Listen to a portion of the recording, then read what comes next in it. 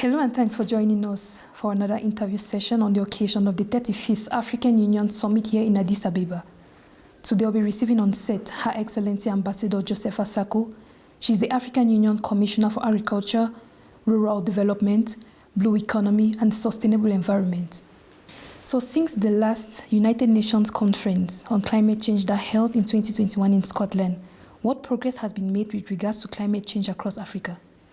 Yeah, before I answer your question, I would like to thank you for this interview. This allows my department to really share with the public what we have been doing in terms of climate action.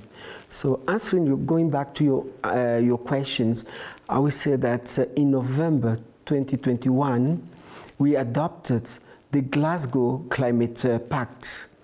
And from that pact, I believe that our member countries, our ministers of environment, are now doing the debriefing with all the at the national level, with the stakeholders involved, in order to present both the plan and the outcomes of these Glasgow Climate Pact, so that once he does the debriefing with the civil society and the stakeholders involved, we believe that the implementation and also of the implementation and the domestication of those outcomes on climate actions will be done properly.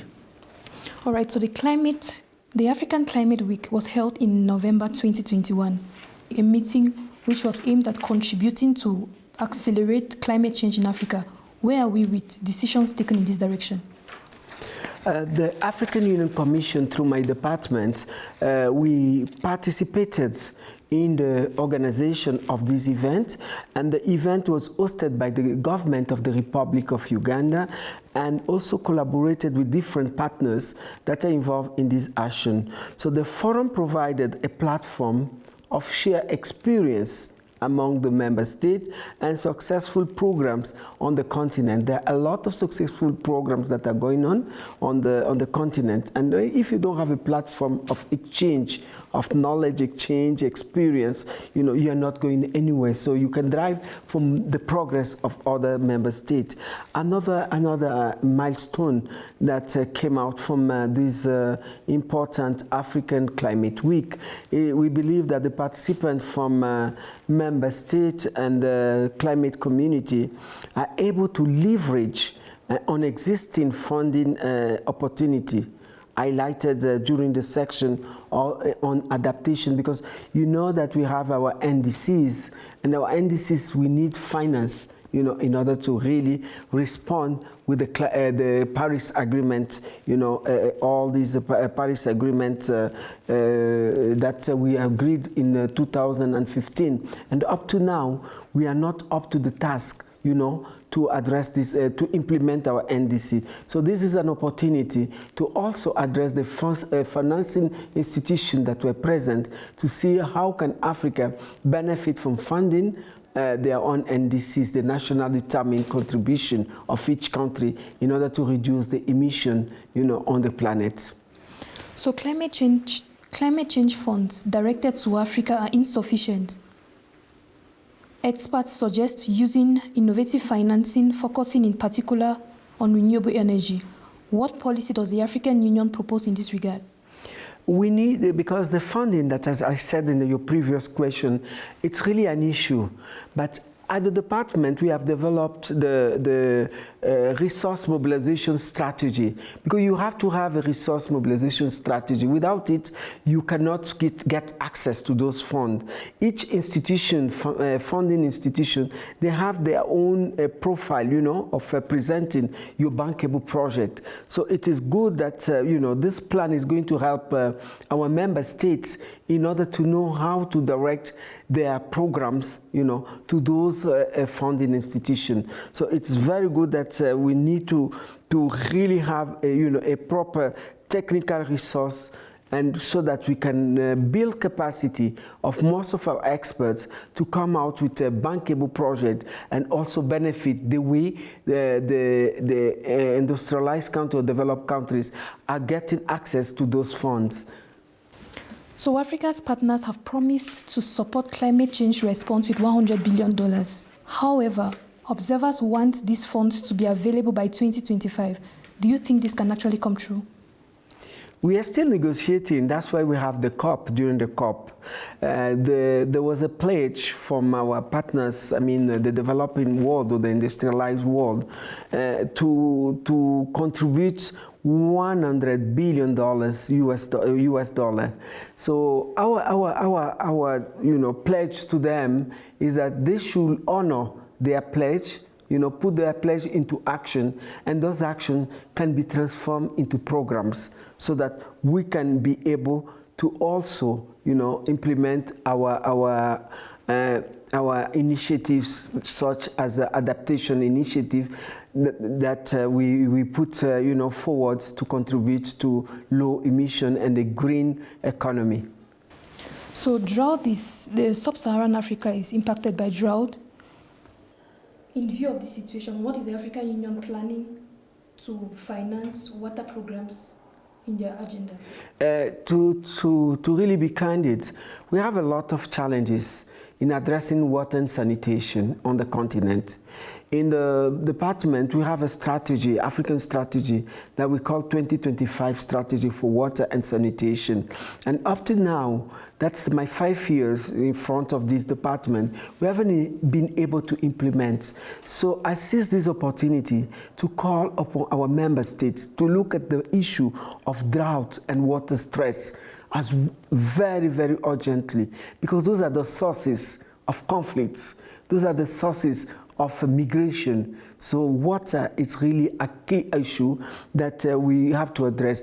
We've been cooperating with the Ministerial Council of Water, AMCAU, in order to do the advocacy, in the implementation of our 2008 Sharm el-Sheikh, commitment on water and sanitation at the regional community with the REX and also at the with member state at the national level. We are also trying to facilitate the African network of basin organization, to come together, strengthen those organizations, because most of our organizations in Africa, we create the organization, but we don't take ownership of our own organizations. So after even the staff that are working in this organization, they are prone to defend other people's agenda. That is not the Africa we want. We want a Pan-Africanism. We want really a renaissance of our continent. There are a lot of things that we can be responsible for it, like water. It is a universal right of any human being. Water is life. So, but this issue, it's been not much focus is being done in terms of water. We believe that we are going to have, for the first time, the water conference in Dakar in March, that all these issues, we come on board, and we should really make sure that our principals, our head of state, gets really political commitment on addressing the water problem. When you look at the Lake Chad, it's swinging.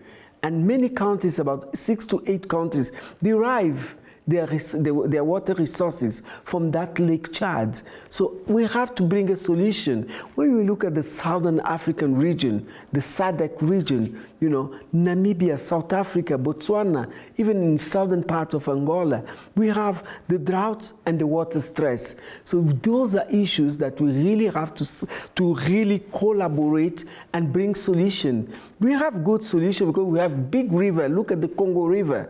They have a capacity to really repump all these areas, by pipeline through Namibia, so that Namibia can have access to water. And even the Lake Chad, we need to repump the next Lake Chad, so that the Lake Chad, with all these surrounding countries that derive their livelihood from that water, that resources, natural resources, have access. So we are working on that, but it takes also political will of our leaders. All right, so Africa Venkat is aware of all this, and we are concerned about the growth and the development of the African continent. How do you think we can help the African Union in such programs, especially concerning climate change, drought, water? That's what I said. I thank the Africa 24 for inviting me to come through your media and try to really create awareness of the importance of these all this thematic about climate change. Climate change is here with us. We cannot just start pointing at the, like US, they have the big polluters. We cannot just be, looking at them. We have to say that we too have a responsibility. And when you look at our potential we have in the Congo Basin, the forest, we are contributing. We are not contributing in polluting, but we are contributing and keeping the planet alive. So if we are more ambitious, let us also put our ambitions and say, let us put price for the carbon sequestration that we are doing through the Congo River Basin. So it's very important that this type of media and this type of discussion and debate come in public so that we can also, mobilize our people, educate our people to take care of our planet so that the environment, we will have a green environment. And when we look at the ocean and blue economy, we have a blue environment. That is the Africa we want, so that we can live a very, very sustainable, resilient, environment for the next generation. All right, so ma'am, in summary, can you just list us the strategic points which can help fight climate change better on the continent? As I told you, we have just launched the African Union Climate Change and Resilience Development Strategy. We didn't have it. We have the NDCs, but the NDCs, those are the engagement, but we don't have. So if we implement properly this, our strategy, I think that is the way forward. So what we have to do is to help our member states, to domesticate this tool into their own climate programs or climate development programs, so that we are all on the same page and we are all working in order to save the planet and to build a resilient and sustainable planet on the, globally.